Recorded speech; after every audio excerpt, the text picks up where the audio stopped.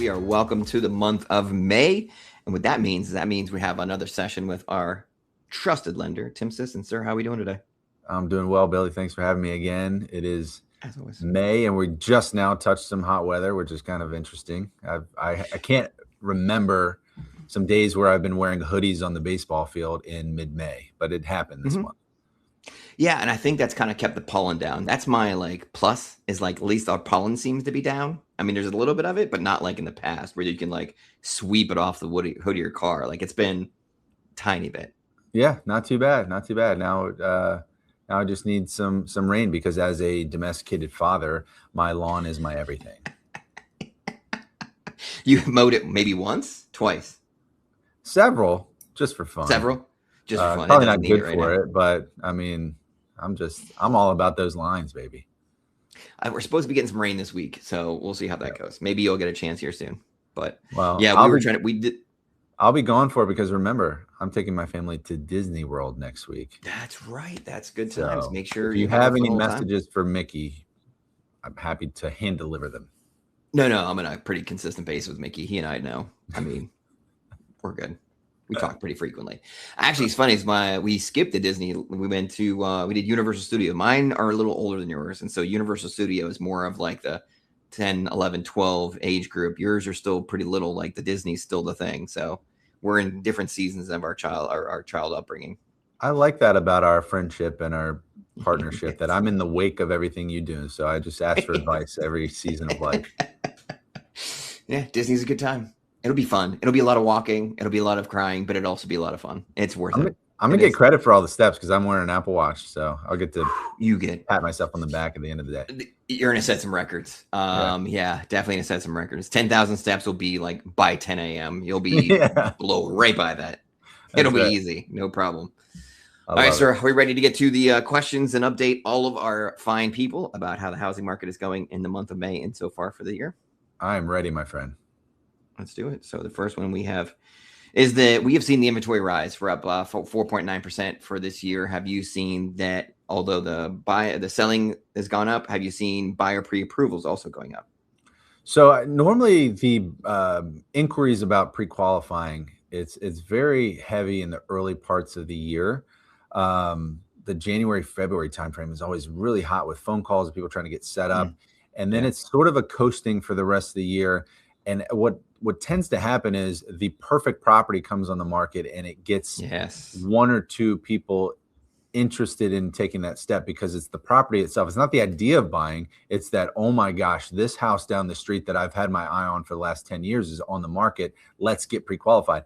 It's oftentimes too late. I'm not saying it's always too late, but at that point, you already have a lot of other prepared buyers. So the added inventory is helpful, but it's not nearly what we need. And so, we have buyers that are, even though there's an uptick in inventory, it's the type of house that we need. And I think you can speak a little bit to the type of house that goes quickly, the type of house that has a lot of action on it, and the ones that tend to sit a little bit longer. Yeah, so I'm seeing days on market's either going to be 6 days or 60. There's not a lot in between right now because home buyers are like, hey, I'm stretching my budget. This is the max, and this is exactly the house I want. I'm going to make it happen, and they'll buy it right away. Or it's a house that needs a little bit of here and there and needs some work. And so buyers are like, well, I'm already stretching the budget. I'm not going to do this. I'm not going to replace carpet or paint or do the things. And so we're seeing a big discrepancy in the days on market. Not necessarily seeing I'm not seeing as many buyers as I'm seeing listings right now. Because I think buyers are a little more cautious. I think we're all kind of seeing where the rates are, where gas prices are. There's a lot of things moving right now where I think a lot of our buyers are kind of like, I need to figure out my budget. I need to see where my costs are going to be here at the end of the week and kind of feel it out. And then once I have a better grasp of my, new budget since inflation and all these crazy things have happened, then I'll go out and buy a house. I'm kind of seeing people being a little cautious, but also ready to move on it too, because we've been sitting for 2 years now, just waiting for rates to drop, and it ain't going to happen. So no magic wand. Yeah. So let's make a shift then too. The other question I get in regards to prices, ups and downs in prices, is the DC effect. And you and I talk about it frequently. The DC effect essentially is we don't really see the giant fluctuation that the rest of America does because of our proximity to DC. What do you say to that? Yeah, I hate to call a city or a town a fad, but there almost is this phenomenon of these towns. I'm going to use Austin, Texas as an example. I'm going to use Colorado Yeah. Springs as an example. As these, especially during COVID 2020, 2021 timeframe, they had these huge 19, 20% appreciations where these homes were upticking in value at an exponential clip.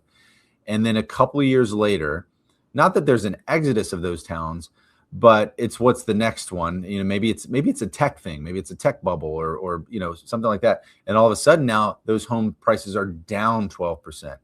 The Yeah. DMV is so stable from a jobs perspective and a lifestyle perspective that we could just wake up every year and our home appreciates 6%.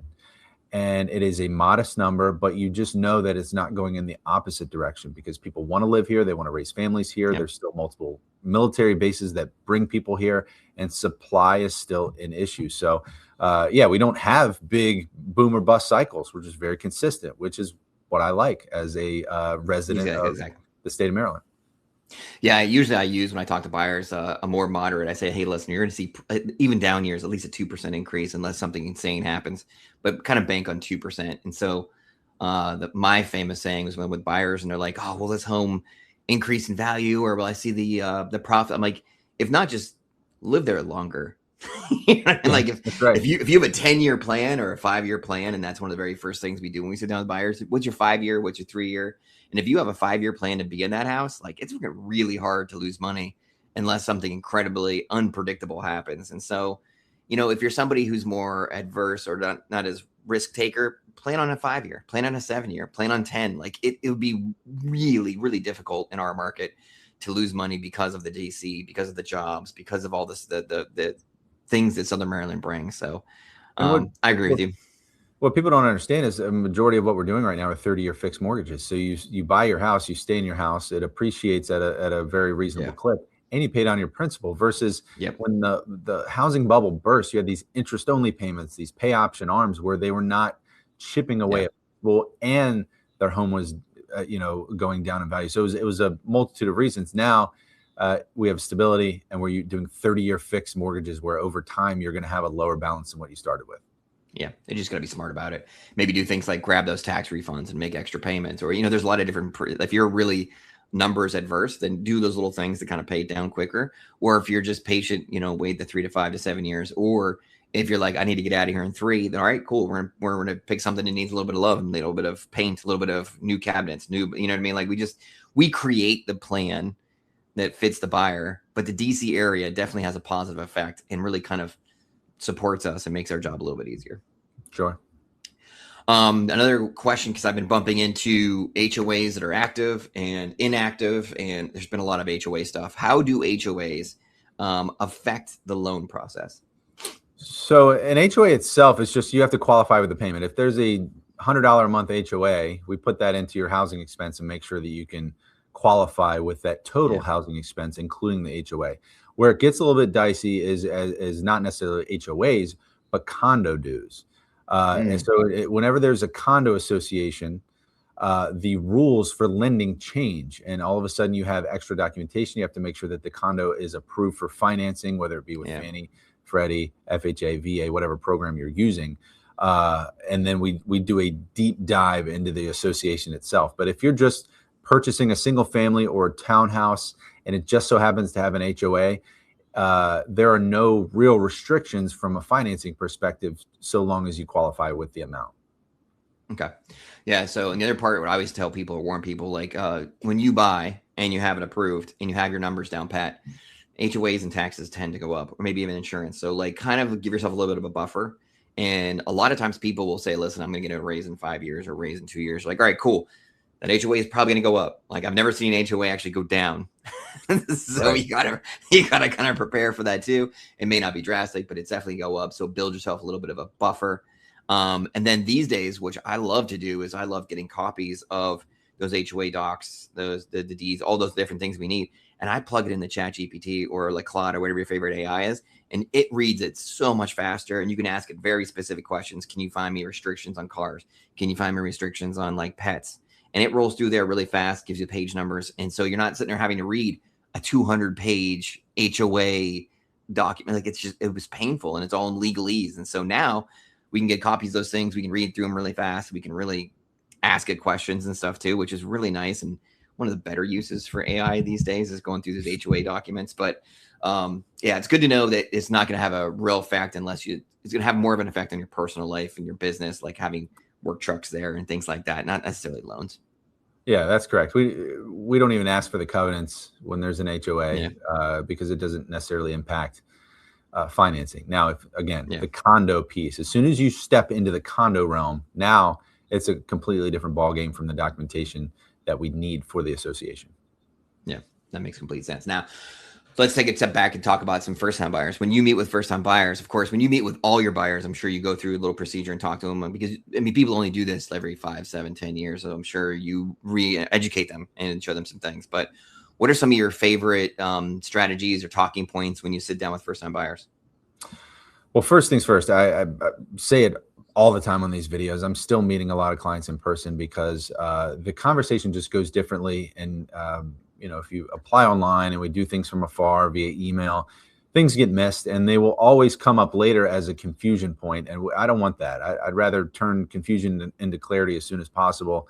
Now, the one strategy that I've started using on a buyer that is sort of dipping their toes in the water, and maybe they don't have a lease expiring in a month and a home purchase isn't imminent. Yeah. If they're in preparing stage, I say, okay, let's locate what your proposed price range is. When you're looking online, what's the type of house that you tend to like? Okay, that's $400,000. A mortgage payment on $400,000 is $3,000 a month, including taxes and insurance. What I want you to do over the next 5 or 6 months is take $3,000 per month and put it into a savings account so you feel that mortgage payment coming out. Then you'll start to understand the things that you have to give up in life to make that work and make that comfortable, whether it be a few times out to eat, maybe it's a hobby that you got to kind of dial back. How can we make this mortgage payment work so you can get the house that you feel comfortable? And those reps are so valuable. And then all of a sudden you have $3,000 times however many months they did it in an account that they can use perhaps for a down payment or closing costs. So that is a strategy that I started using. If I can get to somebody early, hopefully this video does that. Start the reps as soon as you can. Some of the things I enjoy doing to piggyback off of that is you talked about the 400,000. I like to meet at a house first time instead of in the office, because when I meet them at the house, I can, get some feedback from them. Hey, I really like this open kitchen. I like the size of these bedrooms. I start grabbing feedback so that way I know what I'm looking for when we go out there and look at houses. And then, of course, I've got a buyer's packet where it just goes through a lot of the terminology and a lot of different things, too, to help them out. And then I typically, if it's a first-time buyer and you've got a pretty moderate budget, I always say, listen, you need to decide on what 3 things you have to have in a house. Because if you want all the things, we're never going to find anything. It's never going to work for you. But if you're like, hey, listen, I need whatever, a garage, I need it to be private, I need this, cool. It helps us focus a little bit on what we're finding. Because usually with first-time buyers, like the price point, you got to do a little bit of give and take. Often you don't find your forever home at the first crack. So you got to find things that you need to have. And so I always tell them, like, first, you find your 3 things. And then someday in 10 years, when you buy the next house, maybe you have 7 things you can have must-haves. And you can keep building on that once you build your equity and build your wealth and do all the different things. But if we focus our search, it'll make it a lot easier because you're going to find stuff in all these houses that you like and don't like, but have some non-negotiables. And that's usually how I help focus. Yeah, I have a few clients that I've run numbers for dozens of times. And those are the types of clients that look at what's wrong with a house and not what's right about a house. Those first-time home buyers. You kind of sometimes have to pick, again, those top 3 things, those non-negotiables, and find a house that you can purchase and maybe add some, do some work to it or add some things over time, or just have it be a stepping stone house. There's nothing wrong with that. The forever home can come later. So I love that strategy, that top 3. So if they can get the reps from a numbers perspective and you can sort of educate them on that, I think they'll hit the ground running as a first-time home buyer. Be a lot easier. So what kind of down payment programs are we seeing with buyers and first-time buyers? So Maryland Mortgage Program is still super popular. It's a great program. It yields very, very competitive interest rates for the money that they're getting for down payment and closing costs. So normally I start with, are you buying in a USDA eligible area? If the answer is no, or they're over the income limit, then we pivot to an MMP with, let's say an FHA loan or a conventional loan. We pair it together. And then First Home does have a product called First Home 100, which is a down payment assistance program that has no geographical or income restrictions. So that's kind of our tier. Can we go USDA? That's such a great product. We start with that. Then we go MMP. And then we have that catch-all underneath it, First Home 100, that we can get you down payment assistance really no matter what your situation is. Yeah, so I probably have less input on this one because I usually just say, hey, go back and talk to Tim about it. So the only thing that I would have to educate or help buyers with is knowing the inspection criteria, right? So certain programs will require a water test, will require certain types of tests. So when it comes time, like I don't know all the down payment programs. There's just no way. Like, and it changes so frequently. That's really, Tim, your lane. And so as a buyer, make sure you're asking Tim and your lender those questions, because when he comes back to me, you're like, hey, listen, I need it to be termite. Cool.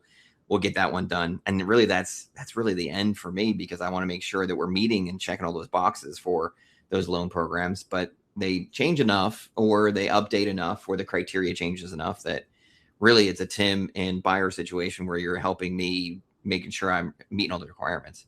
Are there usually appraisal requirements with those too sometimes, or what does it stand with that? Not different, because when you do a down payment assistance program, it's pairing with an agency loan. So if you do an MMP, it's an FHA loan or a conventional loan, depending on which one you choose. So the appraisal is underwritten to FHA standards, conventional standards. So it would be the same if not for the MMP funds. If the MMP funds are gone, the appraisal is still the same. So the answer is no. There are sometimes inspection requirements over and above what there would be if they didn't do the down payment assistance. So just talk to the lender as soon as possible when you go you get ratified. Make sure you know what to order ahead of time. The other thing I want to say about down payment assistance are that there are a few programs. FHLB is one, Pathways to Purchase is another, that are that have a short shelf life because the funds deplete. And in my career, I've made the mistake of marketing those programs too hard, and then you get people, excited about it. They come in, they get pre-qualified, they find a house, all of a sudden the funds are gone. MMP, USDA, First Home 100, those are loans that are not contingent upon funds becoming available. Technically, USDA has to replenish every fiscal year, but they have every year since I've been in the business for 12 years. It's a government entity. So know the stability of the program that you're pursuing is really, really important. No, that's good. That helps a lot. All right. So when people have gone through, first time buyers or any buyers, and then they talk to you about the loan programs and do all the different things, they often don't know the difference between pre-approval and pre-qualifying and how that strengthens their offer. So pre-qualification is very soft. I've looked at maybe your credit history. Maybe you've told me where you work and what you make.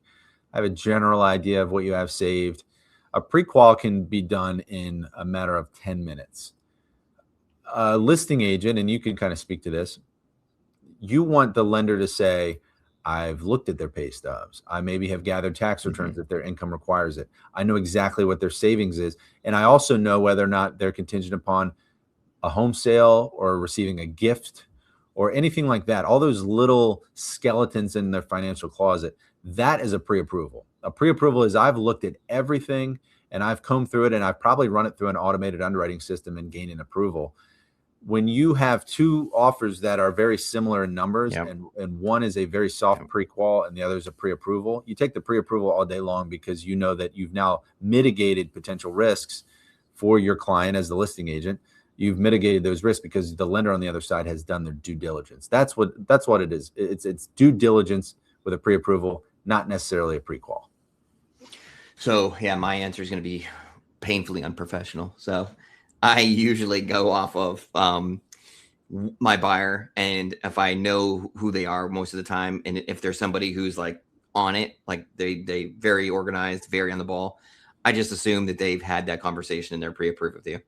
If it's somebody who may be a little more scattered or maybe not quite, then I'll do some following up and say, hey, listen, are they pre-approved? But you can usually tell the people that are like on the ball and really like know their stuff.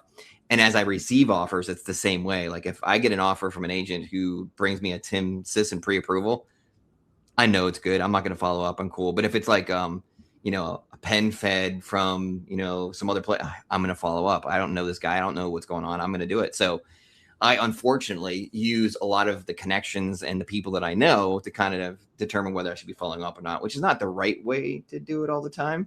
But it also tells you a lot about like working with local realtors and local lenders and how much of an advantage it is. So if I get an offer from an agent that I've worked with many times and we got deals done every time from a Tim Sisson style lender, I'm going to rely a little more on them to get it done. And I think it's going to happen versus some agent I've never heard of with a lender I've never heard of. I'll do more diligence. So terribly unprofessional answer, but that's what happens. There is such thing as somewhat of a verbal pre-approval. When you pick up the phone, who they're seeking financing with. And I can say, yeah, John Smith and I, we spoke a week and a half ago. He uploaded his docs and he, this is his strategy and putting 10% down because he needs to be non-contingent. That is probably more valuable than the piece of paper itself is the conversation. Yes. So find yourself a lender that will not only do the due diligence, issue the letter, but also have the conversation. It's very important. Yeah. Yeah. Because my answer is probably the common across the board. I'm sure most realtors have that same answer I just had, which is, if we're working with them, we're good. And if I haven't worked with them, I check on things because that's just kind of, we do so much work and so many deals and so much effort into it. Like when you can rely on the person on the other side to take a little bit off your plate and work more as a team, then it's just preferred. And so I'm sure my answer, although very unprofessional, is the common answer if everybody's being honest. I agree. I absolutely agree, for sure. Yeah. All right. So we're going to end off with, you're in the baseball season, man. I can see the glasses. You were doing a little coaching this weekend. You were hanging out, doing the things. I have not been following. How does our DMV baseball look right now? How are the O's and how are the Nats looking? What are we doing here? Well, they played over the weekend and the Nats, awesome. I think, took 2 of 3. And they had clawed back to 500 until the O's got them in game 3. And the Orioles are struggling. See, the difference is expectations. As a Nationals fan, I'm a Nationals fan. This is still part of the rebuild. I think the Orioles, they've thought for the last couple of years that they've arrived with the roster that they have, and they're trying to win now. But they're struggling. I really wish – I was talking to a buddy about this yesterday. The few years where the Orioles and Nationals were both really, really good, and they played together, and they were both making the playoffs. That was so fun in this area. Yeah, I really wanted to get back to there. Yeah. It's fun when those local teams are really good and competing back and forth. So, yeah, I haven't been following it all. I was relying on you for the answer for this one because I'm like, you know what? This would be a cool way to end it because I'm a masochist. I follow the Pirates, but really, really loosely follow the Pirates. And I know Skeens and I know the pitching's really good, but I also know that they're still finding ways to lose because that's what the Pirates do. They find ways to lose. And I know that in like 2 years, Skeens and all these guys will be bought out by the Dodgers and the Yankees anyway. So it's really hard to get too excited about it, to be honest with you. I mean, at least look, the Orioles, it's a great place to watch a game. It is. And then you have PNC Park. I know it's far to get back there, but beautiful. There's not a better backdrop in maybe sports than PNC Park. It's fabulous. So even if they did a great job of it. Even if all the players go to the Yankees, you still have a great place to watch a baseball game. That's so true. Street, you can sit down and have some pierogies and, wash it down with an icy light, enjoy yourself. Yeah. Are you trying to get to a game? Do you take the kids to a game, or are they not quite ballpark ready yet? We're supposed to go. So they do the Little League Day, where if you wear your jersey and you kind of come as a team, they'll let you walk on the field, and that's actually the Sunday that I return from Disney. So at bare minimum, I'll take my oldest who plays Little League. He'll walk on the field with his teammates, and that'll be the first game we attended all year long. So I'm excited about that. Yeah, that's a fun one. Yeah, I think my brother and they did the same thing, and they got to walk on Nats, but they were playing the Pirates that time. And my nephew got Skeen's autograph, and all the different guys were there. O'Neill Cruz and all those guys got the sense and balls, and so he had a blast. So you do experiences like that. The kids will be baseball fans for life because once you get a chance to see these guys in person and get some baseballs or cards signed and stuff, it's just an amazing experience. It's so cool. What was the Moneyball quote? I always go back to it. How can you not be romantic about baseball, Billy? That's right. I try. I go to games. It's a good time. We have when I go to the Nats Park, I try to sit on the red porch, sit up there in that section where they have the little tables and stuff, and hang out and grab some food and watch. So maybe I'll try to get to a game this year. It's awesome. It's awesome. Well, I'm looking forward to it. That's great. All right, so we appreciate you hopping on again with us for May, and we look forward to like the boom of June. Like this is typically the little window around graduation where things kind of slow down a little bit traditionally anyway. So we're hoping when we get back together in June, we'll be like, man, we're so busy we can barely get together to have this conversation. That's the goal. I would love that. I need it. Let's do it. All right, sir. Thanks for joining us today. All right, Bill. Have a good day.